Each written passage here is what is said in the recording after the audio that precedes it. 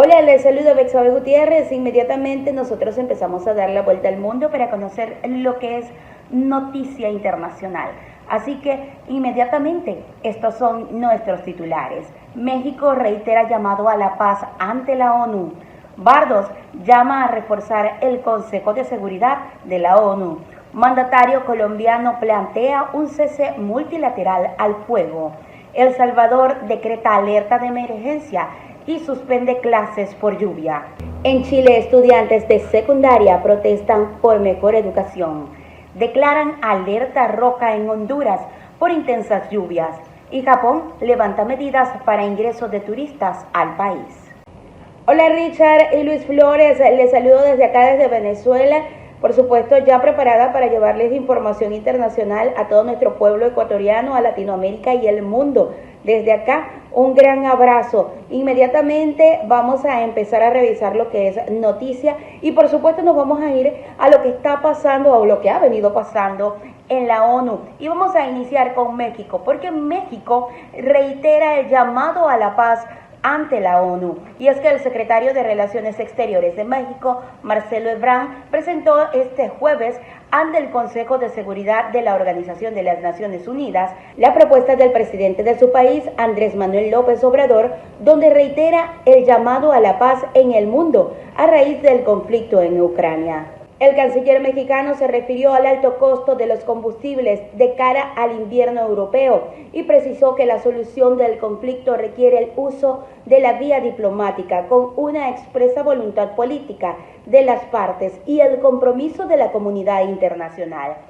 En este sentido, indicó que el gobierno mexicano propone instruir un comité de diálogo y paz en Ucrania que fortalezca el papel que desempeña como mediador el secretario general de la ONU, Antonio Guterres. Hemos procurado también, en la medida de nuestras posibilidades, apoyar las gestiones de mediación del secretario general y formulamos junto con Noruega una declaración presidencial con tal propósito, la cual se adoptó el pasado 6 de mayo. Es una declaración a todas luces insuficiente, pero la única expresión pública que este Consejo ha sido capaz de emitir desde el inicio del conflicto. El avance de la guerra con sus cuantiosos costos humanos y materiales y el incremento de las necesidades humanitarias derivadas del conflicto, tales como la insuficiencia humanitaria y el alto costo de los combustibles de cara al invierno, requiere con urgencia de una solución por la vía diplomática, de un alto al fuego. Para ello se requiere voluntad política de las partes y compromiso de la comunidad internacional. Conviene insistir entonces en la necesidad de respetar el derecho internacional humanitario, el derecho internacional de los derechos humanos. La rendición de cuentas también es otro pilar fundamental del sistema multilateral, del Estado de Derecho y de la paz. Por ello, sin pretextos ni condiciones, los responsables de los crímenes que se hayan cometido en Ucrania deben ser llevados ante la justicia. En ese sentido, es fundamental el trabajo de la Corte Penal Internacional para investigar las denuncias presentadas sobre presuntos crímenes de guerra y de lesa humanidad. Seguiremos con la mayor atención los avances de dichas investigaciones. Es señaladamente preocupante la dimensión del riesgo nuclear derivada de los enfrentamientos alrededor de la planta nuclear de Zaporizhia. Asegurar su integridad y buen funcionamiento es crítico para evitar la peor de las catástrofes posibles. Respaldamos las recomendaciones formuladas por el Organismo Internacional de Energía Atómica tras su inspección técnica, las cuales deben ser acatadas de inmediato, y apoyamos los llamados para crear un perímetro de seguridad. Es propósito de esta organización y mandato de este Consejo prevenir que las personas sufran de los flagelos de la guerra. Pero esto solo puede lograrse mediante el diálogo, la diplomacia y la construcción de canales políticos efectivos. No es admisible la indiferencia, como tampoco lo es quedarse en el lamento de que hasta ahora, en el caso que nos ocupa, el Consejo de Seguridad no haya sido capaz de cumplir con su responsabilidad esencial. Las causas por las que este Consejo se puede volver disfuncional son conocidas.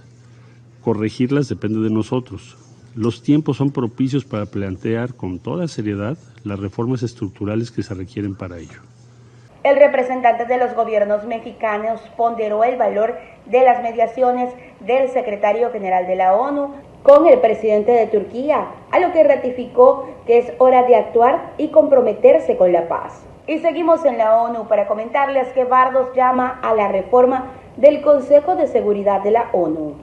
La primera ministra de Bardos, Mia Mottley, llamó este jueves a la reforma del Consejo de Seguridad de la Organización de las Naciones Unidas en medio de los conflictos armados que se presentan en el mundo. Durante la alocución en el número 77 de periodo de sesión de la Asamblea General de la ONU, Mia indicó que las reformas del Consejo de Seguridad no tienen que centrarse en su compromiso, sino también en la eliminación del derecho al veto.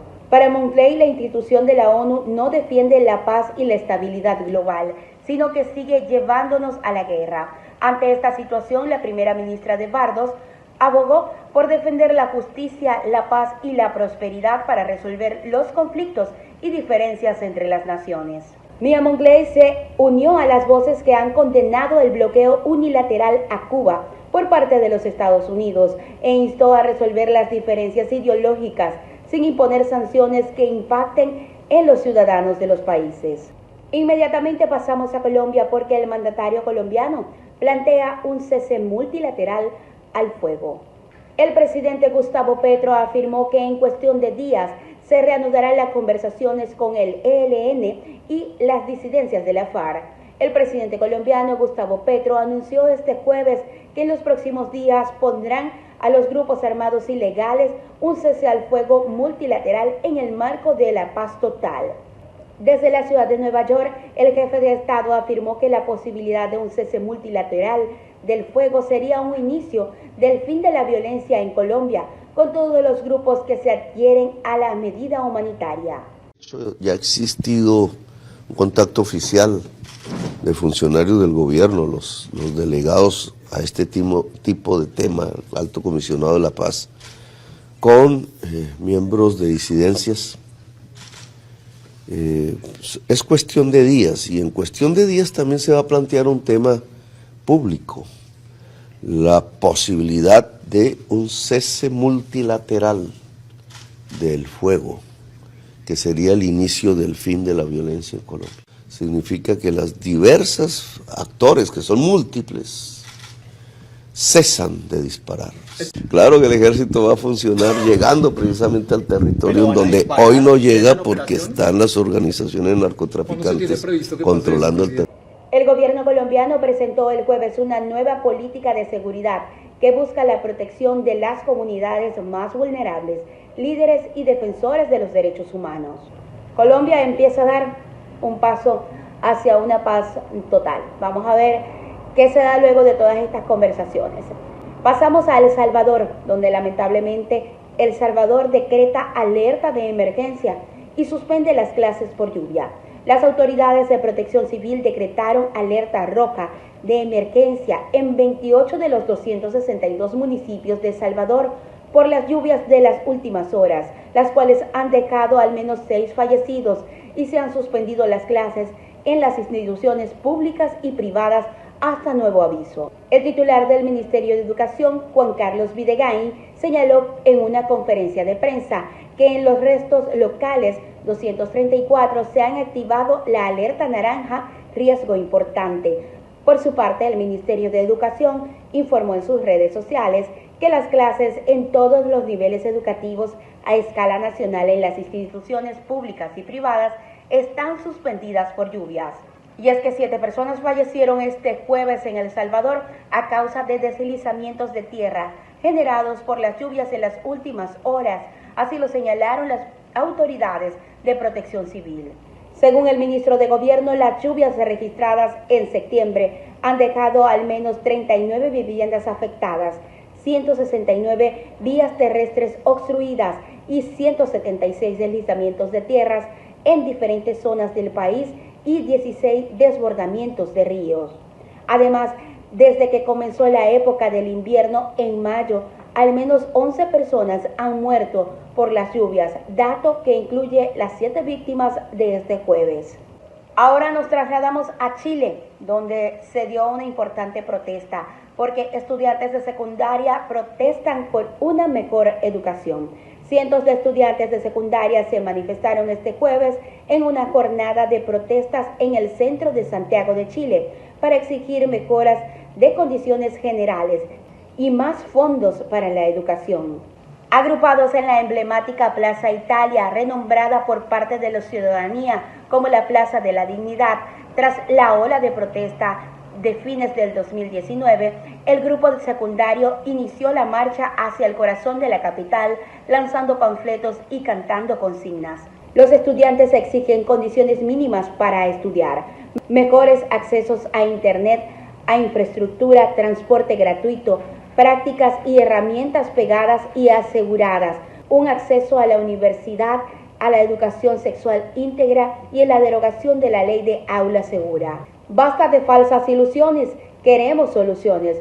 Fue la convocatoria hecha por la Coordinación de Seguridad Revolucionaria, una de las orgánicas más visibles durante la marcha, ocurrida desde principios de mes. Entre los manifestantes, un grupo ajeno a los escolares atacó a la prensa gráfica y amenazó con agresiones físicas a fotógrafos y periodistas, intentando quebrantar la movilización. Durante septiembre, al menos 5 movilizaciones estudiantiles se han realizado en Santiago, registrándose enfrentamientos con la fuerza de seguridad y evasiones organizadas en el metro. De Chile pasamos a Honduras porque declaran alerta roja por intensas lluvias. Los departamentos hondureños de Santa Bárbara, Copán y 8 municipios están en alerta roja por intensas lluvias.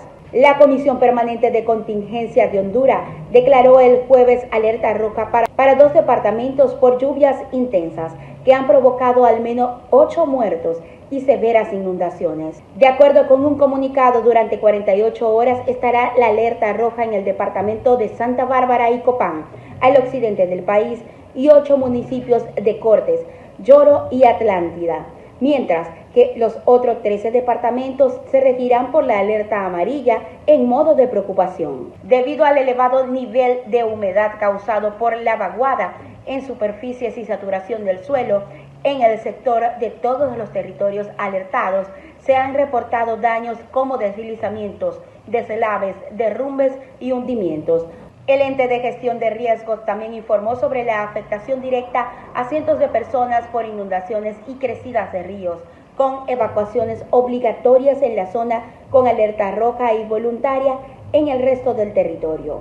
Las autoridades piden a la población y los organismos competentes que continúen al tanto de la situación y tomen las medidas necesarias, especialmente frente a la insinuada crecida de los ríos, que ya han inundado las zonas bajas del norte del país. Finalizamos en Japón, donde levantarán medidas para el ingreso de turistas al país. Japón mantiene actualmente un límite diario de entrada al país de 50.000 personas. Así lo anunció el primer ministro japonés Fumio Kishida durante una rueda de prensa en Nueva York, transmitida por medios niponeses, en la que hizo un balance de su visita a los Estados Unidos con motivo de la asistencia a la Asamblea General de la ONU. Japón mantenía actualmente un límite diario de entrada al país de 50.000 personas y solo permitiría la llegada de turistas en viajes organizados con una agencia como mediadora para tramitar un visado, tras suspender sus acuerdos bilaterales en excepción para la estancia corta como parte de una medida por la pandemia del COVID-19. Con esto nosotros ponemos punto final a este recorrido por las noticias internacionales. Por supuesto, invitándoles a que sigan con Richard Macías en estudio y más de sus noticias. Y el lunes estaremos nuevamente con ustedes llevándoles más información acerca de lo que sucede en el mundo entero. Un abrazo, Richard, un abrazo, Luis Flores en la ciudad de Guayaquil, y un abrazo a mi Ecuador entero. Gracias por estar al pendiente de nuestras informaciones.